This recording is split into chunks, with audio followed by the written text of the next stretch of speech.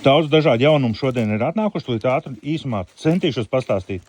Šādas te malas atlocīšanas pēdiņas šujmašīnām, sadzīves šujmašīnām, bet speciāli jāpiepērk šāds universālais stiprinājums šīm pēdiņām ir klāt. Tad ir dažādi izmēri. Ir arī smalkāka malas atlocīšanas pēdiņa, slīpā diega lentīšu piešūšanas pēdiņa, palīgs lineālīts, slēptā rāvēslēdzēja pēdiņa.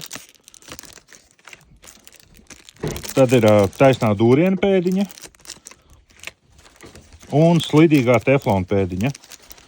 Šāds ir papildinājums. Savilkuma veidošanas pēdiņa.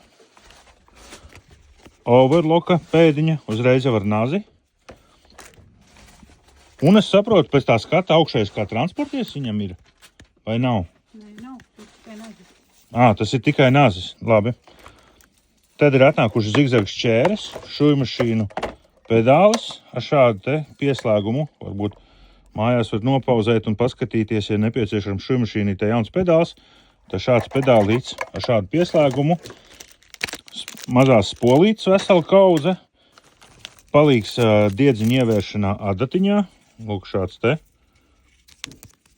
Arī bija izpirkts un tagad atkal pieejams. Un bija izpirkts šie te marķierīši, kas uz 48 stundām.